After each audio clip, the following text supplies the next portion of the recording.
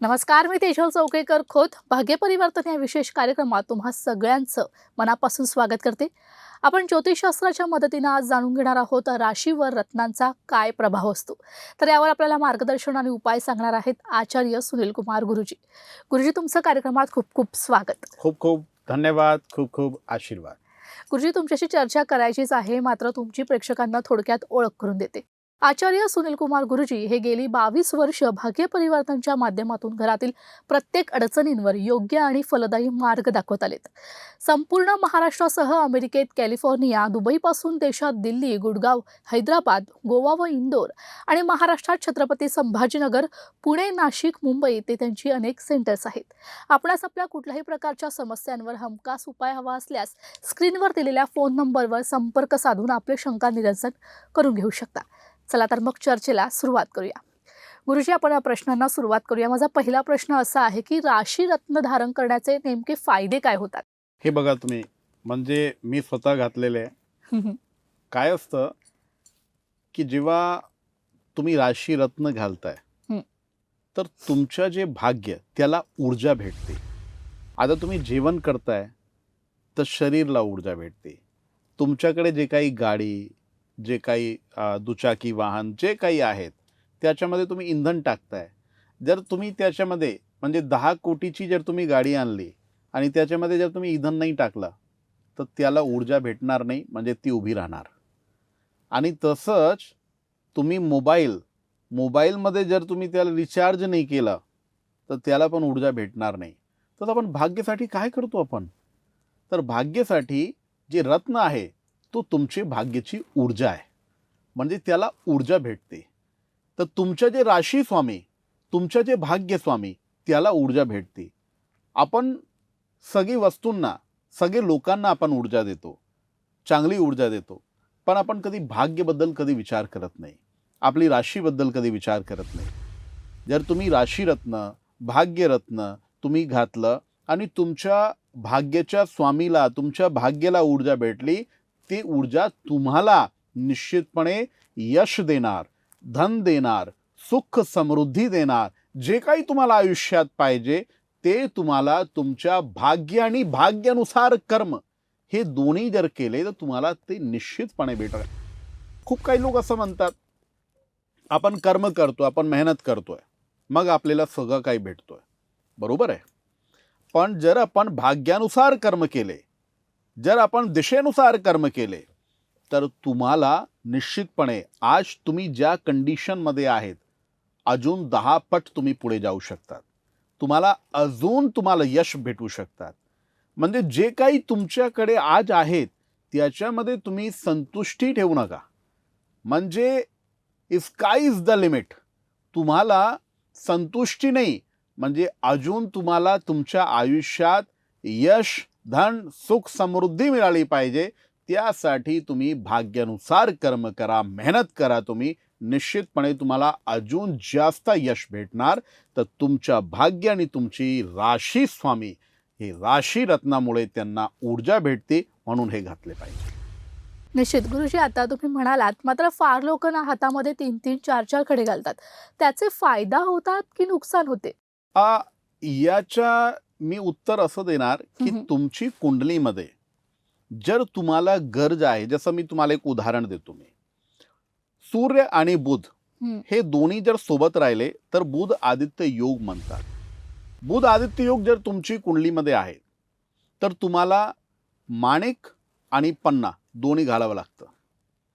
म्हणजे जर आपल्याला बुध आदित्य योग सारखा राजयोग जर आपल्याला त्याला सिद्ध करायचं, त्याला जागृत करायचं, ते तुम्हाला दोन्ही घालावं लागेल.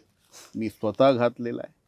नंबर 2, तुमची कुंडलीमध्ये जर गज केसरी योग सारखा राजयोग आहेत तर तुम्हाला पुष्कराज आणि मोती हे दोन्ही घालावं लागतं. खूप काही वेळ असं पण आपण बघतोय, कधी कधी कुंडलीमध्ये काही ग्रह योग असे आहेत की तुम्ही परत परत आजारी पडताय. तर एक घातला तुमच्या भाग्यरत्न, एक रत्न तुम्ही यासाठी घातला की तुम्ही परत परत आजारी पडताय, आणि एक रत्न तुम्ही घातलं की तुमचे जे काम सिद्ध होत नाही, म्हणजे कर्मच्या स्वामी जे आहेत, कर्मेश म्हणता आपण ज्योतिषशास्त्रामध्ये, ते एक रत्न ते घातलं. तर तीनही प्रकार हे वेगळे वेगळे आहे, पण तीनही तुम्हाला पाहिजे. तर हा तुमची कुंडलीवर डिपेंड करतोय की तुम्हाला एक रत्नची गरज आहे की तुम्हाला तीन तीन, दोन दोन रत्नची गरज आहे. तर असं नाही आहे की तुम्ही जर 3-4 रत्न घातले तर तुम्हाला काही नुकसान होणार, पण तसं पण नाही आहे की 3-4 रत्न घातल्याशिवाय तुमचं काही होणार नाही, तसं पण नाही आहे. याची माहिती कुंडलीमध्ये आहे, तुमची जी जन्मपत्रिका आहे त्याच्यामध्ये आहेत. आणि ज्या लोकांकडे कुंडली नाही आहे, ज्या लोकांकडे वेळ नाही आहे, म्हणजे जन्म वेळ खूप काही लोक विसरून जातात, तर त्यांना असं वाटतं आपण कोणतं रत्न घालू, आपल्याकडे तर वेळच नाही आहे, आपल्याकडे तर जन्मवेळ आपल्याला माहितीच नाही आहे.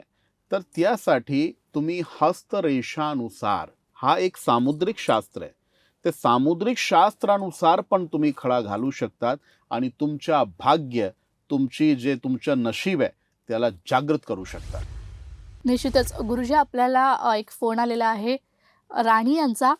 राणी, आपला प्रश्न विचारा. हा बेटा, जन्मतारीख सांगा राणी, जन्मतारीख सांगा. 10/1/1990. आणि जन्मवेळ माहिती आहे बेटा? हा?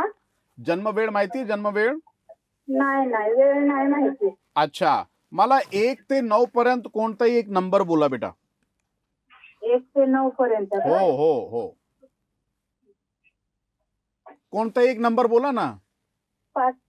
अच्छा ठीक आहे. आणि जन्म ठिकाण?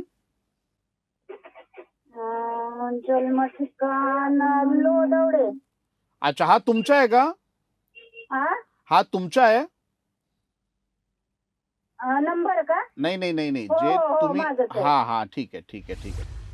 आता मी एक सांगतो तुम्हाला. एक तर तुम्ही तुमच्या मुलाबद्दल खूप टेन्शन घेताय, खूप जास्त टेन्शन घेताय, आणि टेन्शन हो. घेताय म्हणून तुम्ही सतत आजारी पडताय, सतत आजारी पडताय तुम्ही, है ना. हो हो. आणि नंबर 2, ह्या मुलाच्या कॅरियर बद्दल तुम्ही खूप प्रयत्न केले, खूप काही प्रयास करताय, पण तुम्हाला काही सहजता, सफलता तुम्हाला काही भेटत नाही. ठीक आहे. तर हो, हो. सगळ्यात आधी तुम्ही तुमची काळजी घ्या. तुमच्याबद्दल मी उपाय सांगतो, ते उपाय करा. आणि हा उपाय काय ते तुम्ही नीट पद्धती ऐका. ठीक आहे ना बेटा. हा. एक तर तुम्ही कोणत्याही अमावस्येला तुमच्या हा. वजनी बरोबर सप्तधान्य माहिती आहे तुम्हाला? नाही. बाजरी, गहू, ठीक आहे, हा, हा. ज्वारी, हो, हो. तर यासारखी सप्तधान्य घ्या आणि सप्तधान्य वजनी बरोबर तुम्हाला दान करायचं. ठीक आहे ना. हा. सप्तधान्यामध्ये बाजरी आणि काळी उडीद हे दोन्ही पाहिजे. ठीक आहे. बाकी तुम्ही 5 धान्य कोणतेही करा, पण हे 2 धान्य आपल्याला पाहिजे. ठीक आहे. नंबर हा. 2, नंबर 2, दररोज सूर्यदेवाला अर्घ्य द्यायचं. तांब्याच्या काहीतरी पात्र घ्या, त्याच्यामध्ये तुम्हाला पाणी भरायचं आणि थोडासा गोड टाकायचं. ठीक आहे ना. आणि एक हा. कनेरचा पुष्प राहतो, कनेरचा पुष्प, दर रविवारी कनेरचा पुष्प पण सूर्यदेवाला अर्पित करा तुम्ही. ठीक आहे. हे 2 उपाय तुम्हाला तुमच्यासाठी करायचे. ठीक आहे. आता सांगतो, जे मुलाच्या कॅरियर बद्दल तुम्हाला जास्त त्रास आहे, तुम्ही मुलाबद्दल थोडासा जास्त विचार करताय, आणि हो. घरात तुम्ही, म्हणजे मला असं वाटतं आधार पण नाहीये कोणी, है ना. नाही. आधार पण कोणी नाहीये, तुम्ही सगळं करताय. ठीक आहे. तर मुलासाठी जे उपाय सांगतो ते पण करा तुम्ही. मुलाला सांगा, दर गुरुवारी जे उंबरचा झाड असतो ना, तिकडे जाऊन एक दिवा लावायचा आणि त्याच्यामध्ये गुळचा खडा टाकायचा आणि 3 प्रदक्षिणा करायच्या. ठीक आहे. दर गुरुवारी मुलाला, खडा टाकून. हो, गुळाच्या खडा टाकून आणि मग प्रदक्षिणा, म्हणजे 3 प्रदक्षिणा करायच्या. ठीक आहे. हे तुम्ही मुलाला सांगा. आणि मला एक सांगा, तुम्ही हे मुलाचे वडील, त्यांना काही प्रॉब्लेम आलेली आहे का?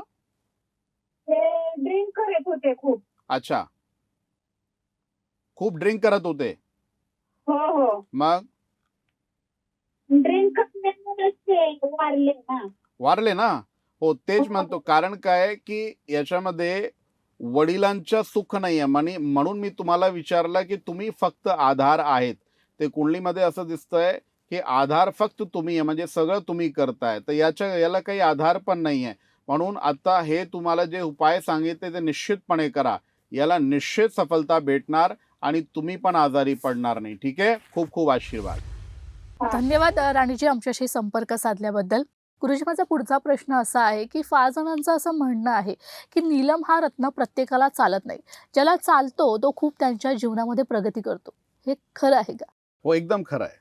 म्हणजे प्रत्येकाला चालत नाही याचा अर्थ असा आहे की तुम्ही निरीक्षण करा. नीलम रत्न जर तुम्हाला कुणी आचार्यजींनी सांगितलं की बाबा तुला नीलम रत्न घालायचं, तर तुम्हाला नीलम रत्न घातल्या आधी तुम्ही एकदा त्याचं निरीक्षण करा. निरीक्षण कसं करू शकता आपण? तुम्ही त्याला बांधू शकता, तुमच्यासोबत ठेवू शकता तुम्ही. त्याचे परिणाम जर चांगले आले, मग तुम्ही नीलम रत्न नक्की धारण करू शकतात. पण कधी-कधी लोकं घाबरून जातं, की नाही, नाही नीलम रत्न आपल्याला धारण करायचं नाही. असं ऐकलेलं आहे, की बाबा जर घातलं ना, तर कधी काय वाईट झालं तर तो खूपच म्हणजे खूपच दुर्दशा होते. तर यासारखी भीती जर तुमच्या मनात आहे, ते ठेवू नका तुम्ही. कारण मी तुम्हाला एकच सांगतो, नीलम रत्न शनीचे रत्न आहेत आणि शनिदेव सारखा कृपालू मला कुणी वाटत नाही. तुम्ही बघा त्यांची साधना, त्यांची पूजा किती सहज. म्हणजे तुम्हाला रोज पूजा करायची नाही. दर शनिवारीही जर तुम्ही पूजा केली, फक्त शनिवारी. आता तुम्ही शनी मंदिरामध्ये तुम्ही जाता तुम्हाला शनिवारी खूप गर्दी तुम्हाला दिसणार आणि नंतर तुम्ही पुढच्या दिवशी तुम्ही जाऊन बघा एकदा, तर तो कोणी दिसणार नाही. म्हणजे शनिदेवची एवढी सोपी आणि खूप सहज भक्ती, म्हणजे त्याला भोली भक्ती म्हणतात आपण. ते खूप भोली भक्ती आहे. तसंच त्यांचा स्वभाव पण आहे. तर मनात भीती काही ठेवू नका. जर तुम्हाला रेकमेंडेशन दिलेली आहे की तुम्ही नीलम रत्न घाला, तर तुम्ही एकदा निरीक्षण करून बघा. कारण की नीलम रत्न जे आहे तो जागृत रत्न आहे. म्हणजे जर तुम्हाला सूट केलं आणि तुम्हाला जर त्याचा प्रभाव आला, तर तुम्ही कधी मागे बघणार नाही. तुमच्या आयुष्यात इतकं यश, धन, कीर्ती, ऐश्वर्य हे सगळं काही तुम्हाला भेटणार. फक्त निरीक्षण करायचं त्याच्या आणि घालायचं तुम्हाला. आणि दुसरं, नीलम रत्न धारण करताना 1-2 माहिती अजून आहेत ते मी तुम्हाला देतो. नंबर 1, नीलम रत्न जेव्हा धारण करायचे आपल्याला, तेव्हा तुम्ही शनीच्या नक्षत्रमध्ये धारण करा. नंबर 2, मकर लग्न आणि कुंभ लग्नमध्ये जर तुम्ही त्याला धारण केलं तर खूप बरं होईल. आणि अजून एक विषय, खूप काही रत्न आपण त्याला काय करतो, आपण दुधाने अभिषेक करतोय. पण नीलमचा अभिषेक तुम्ही मोहरीचे तेलाने करा, तिळचे तेलाने अभिषेक करा आणि मग अभिमंत्रित करून तुम्ही जर नीलम घातला तर त्याचा खूप जबरदस्त लाभ तुम्हाला होणार. निश्चितच. गुरुजी रत्न किती कॅरेटचं घ्यायचं? म्हणजे नेमकं कसं समजेल ते? हो, हा खूप मोठा प्रश्न आहे आणि खूप महत्त्वाचा प्रश्न आहे. रत्न कधी-कधी आपण काय करतो, खूप बारीक रत्न घालतो आणि मग आपल्या मनात एक प्रश्न येतो, की आपल्याला काही लाभ होत नाही याचा. लाभ कसं होणार? तुम्ही जेव्हा औषध घेताय ना, तर औषध घेताना चिकित्सक जे डॉक्टर आहेत ते तुम्हाला विचारतात तुमची वय किती आहे, वजन किती आहे. तो वय आणि वजनानुसार ते तुम्हाला औषध देतात. मग तुम्ही औषध खाऊन तुम्ही बरे होताय. तसंच तुमच्या शरीरचं जे वजन आहे, त्या वजनीबरोबर तुम्ही रत्न घालू शकता. तर रत्न घालायच्या आधी तुम्ही एकदा हे विचारून घ्या, की एक तर कोणतं रत्न आपल्याला पाहिजे. नंबर 2, तो रत्न किती कॅरेट, किती रत्तीचा पाहिजे. तो वजनीबरोबर, वजनानुसार. आणि नंबर 3, की आपण या रत्नासोबत जर ऑलरेडी कोणताही रत्न जर घातलेला आहे, तर त्याचा काही वैपरीत्य परिणाम तर नाही आहे. कधी-कधी काय असतं, की तुम्ही ऑलरेडी एक रत्न घातलं आणि तुम्हाला दुसरं रत्न कोणी दुसरा व्यक्तीने तुम्हाला सजेस्ट केला आणि ते घातलं, की लगेच कधी-कधी दुष्परिणाम होत आहे. तर जर यासारखा जर स्थिती तुमची आयुष्यात जर निर्माण झाली, तर त्याच्या लाभापेक्षा तुम्हाला त्रास होणार. तर हे पण माहिती तुम्ही जाणून घ्या, की आपल्याला जे ऑलरेडी रत्न घातलेलं आहे त्याच्यासोबत हे रत्न चालेल की नाही. आणि जे मी तुम्हाला सांगितलं, की रत्न जर तुम्ही चांगल्या पद्धतीने आणि चांगल्या वेळेवर जर तुम्ही घातला, तर निश्चितपणे तुम्हाला रत्न घातल्यानंतर तुमच्या मनात जे काही आकांक्षा आहेत, तुम्हाला जे काही पाहिजे ते सगळं तुम्हाला आयुष्यात भेटेल. निश्चितच गुरुजी आपल्याला छत्रपती संभाजीनगरमधून अर्चना यांचा फोन आलेला आहे. अर्चना आपला प्रश्न विचारा. सर मला नोकरीविषयी विचारायचं होतं. बेटा जन्म तारीख सांगा मला. 13/6/2000. हा तुमचा आहे हो. आणि जन्म वेळ काय बेटा जन्मवेळ 6:45. आणि जन्म ठिकाण. जन्म ठिकाण पैठण. खूप छान. आता मी एक सांगतो बेटा, एक तर तुम्हाला एक मनात एक संशय आहे, म्हणजे कन्फ्युजन आहे की मी प्रायव्हेट जॉब करू की गव्हर्नमेंट जॉब करू. तर शक्यता गव्हर्नमेंट जॉबची शक्यता भरपूर आहेत. आणि नंबर 2, तुमचा बुध खूप प्रबल आहे. तर बुध ज्या माणसाच्या प्रबल असतो ना त्याला गणित म्हणजे तो गणितमध्ये खूप हुशार राहतो. म्हणजे बँक सारखी नोकरी, बँकेत तुम्हाला जॉब लागू शकते. तर तुमच्या काही इंटरेस्ट वगैरे आहेत का बँकेत? म्हणजे माझं बँकेसाठी हे झालेलं आहे शिक्षण. अच्छा, शिक्षण बँकेत झालेलं आहे. खूप छान, हो, जबरदस्त योग आहे बेटा. कारण काय बुध खूप प्रबल आहे तुमच्या आणि तुमचं काम निश्चितपणे होणार. फक्त तुम्ही एक काम करा, दर चतुर्थीला चतुर्थी आली ना गणेश चतुर्थी, तर गणेश चतुर्थीला तुम्हाला 5 मोदक यानी 5 लाडूचा भोग लावायचा. ठीक आहे. नंबर 2, 21 दूर्वाची माल तुम्ही स्वतः बनवून घ्या. बुधवारी आणि चतुर्थी, 11 बुधवार आणि 4 चतुर्थी तुम्हाला गणपतीला दूर्वाची माल अर्पित करायची आहे. ठीक आहे ना. 11 बुधवार का? 11 बुधवार आणि 4 चतुर्थी. चतुर्थी उपवास करताय का तुम्ही? हो करते ना. अरे वा, खूप छान. ते चतुर्थी उपवास करताय ना, तर संध्याकाळी दूर्वाची माल स्वतःच्या हाताने बनवून आणि मग तुम्ही गणपतीला चढवून द्या. तुम्ही तेवढा केला ना, तर जे तुम्हाला अडचणी येतात, कारण काय की तुम्ही खूप प्रयत्न करताय, खूप टाइम झाला, आता प्रयत्न करताय पण आतापर्यंत तुम्हाला सफलता नाही भेटली. तर एवढा उपाय केला ना तर निश्चितपणे तुम्हाला त्याच्यामध्ये समाधान भेटणार. अजून एक विषय सांगतो, एक पन्ना म्हणून रत्न येतो बेटा, पन्ना. ठीक आहे ना. आणि आज आपण रत्न विषय बोलतोय, रत्न विषयावर. तर तुम्ही एक पन्ना पण घाला. ठीक आहे. हे घातल्यानंतर तुमचं काम लवकर होऊन जाईल. खूप खूप आशीर्वाद. धन्यवाद अर्चनाजी आमच्याशी संपर्क साधल्याबद्दल. गुरुजी, माझा पुढचा प्रश्न असा आहे की अनेक लोक असं म्हणतात की रत्न घालून खूप फायदा होतो, फायदा झाला, आणि अनेक लोक असं म्हणतात की रत्न घालून काही फायदा देखील झालेला नाही. असं का होतं? बघा, जर तुम्ही फक्त खडा घातला तर तुम्हाला लाभ होणार नाही, पण जर रत्न घातलं तर निश्चितपणे तुम्हाला लाभ होणार. आता हे समजून घ्या की रत्न आणि खडा हे दोघांमध्ये फरक काय. ज्या लोकांना फायदा होतो ते काय करताय, ते इन्स्ट्रक्शन्स फॉलो करताय. म्हणजे तुम्ही खडा घेतलं आणि खडा तुम्ही म्हणजे त्याची अंगठी तुम्ही बनवली आणि तुम्ही सहजपणे तुम्ही घातलं, तसं चालणार नाही. तुम्ही रत्न अंगठी बनवली आणि त्याच्यानंतर त्याची प्राणप्रतिष्ठा नक्की करा, त्याची अभिमंत्रणा करा, अभिषेक करा आणि मग त्याचा एक काळ असतो, त्या काळात तुम्हाला ते घालायचं आहे. मग तुम्हाला निश्चितपणे लाभ होणार. खूप काही लोक काय करतात, ते डायरेक्टली ते रत्न घालताय. तर तुम्ही जर असं रत्न घातलं ना तर तुम्हाला काही लाभ होणार नाहीत.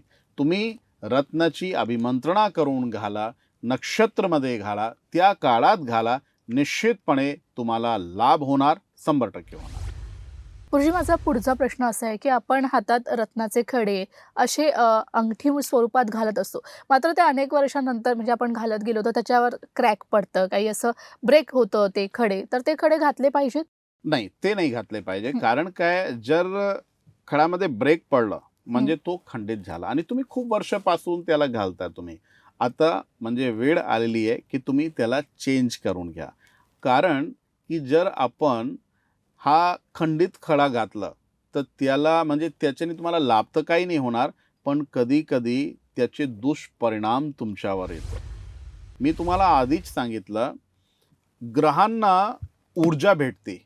जे तुम्ही रत्न घालताय ना त्यामुळे ग्रहांना ऊर्जा भेटते. पण जर तुमच्या रत्न तो शक्यच नाही आहे ऊर्जा घ्यायला, तर कसं तुमच्या भाग्यबल वाढणार, कसं तुमच्या ग्रहांचं बल वाढणार. तर जर तुमच्या खडांमध्ये ब्रेक आलेला आहे, ते खंडित झालेले आहे, तर निश्चितपणे तुम्ही त्याला चेंज करा. आणि खूप काही वेळ असं पण असतो, आता तुम्ही हे प्रश्न विचारला की जर खडा ब्रेक झाला, कधी कधी काय असतं की खडा पळून जात आहे, म्हणजे ते निघून जात आहे, तर त्याचे काय करायचे आपल्याला, मग ते परत घालायचे की नाही, हा एक पण प्रश्न आहे. तर जर तुमचा खडा निघून गेला आणि अंगठी राहिली आणि जर तुमच्याकडे तो खडा आहे म्हणजे खडा भेटला तुम्हाला तर तुम्ही परत सेट करू शकता, त्याच्यामध्ये काहीच प्रॉब्लेम नाही आहे. असं नाही की तो खडा जर निघून गेला तर आता नाही नाही नाही आता मनात काही संशय आला, भ्रम पैदा झाले तुमच्या मनात, तर तसं काहीच नाही आहे. जर खडा चांगला आहे ना परत घाला तुम्ही, काही टेन्शन नाही. फक्त काय करा, त्याची अभिमंत्रणा तुम्हाला परत करायच्या. अभिमंत्रणा करून जर परत घातला तर निश्चितपणे तुम्हाला त्याच्यामध्ये यश नक्कीच भेटणार. निश्चितच गुरुजी, तुम्ही खूप छान माहिती आणि खूप छान मार्गदर्शन केलं आणि याचा फायदा आमच्या प्रेक्षकांना नक्कीच होईल. मात्र तुम्ही इथे आलात, वेळात वेळ काढून, त्यासाठी खूप खूप धन्यवाद. खूप खूप धन्यवाद आणि खूप खूप आशीर्वाद. ओम श्रीर्वर्चस्मायुषम आरोग्यम आविदोचनम मह्यते धनम धान्यम पशुम बहुपुत्रम शतसंवत्सरम दीर्घमायु. खूप खूप आशीर्वाद. तर भाग्य परिवर्तन या विशेष कार्यक्रमात वेळ झाले आता इथेच थांबायची. पुन्हा भेटूया नवीन विषयासहित. तोपर्यंत तुम्ही कुठेही जाऊ नका, पाहत रहा लोकशाही मराठी.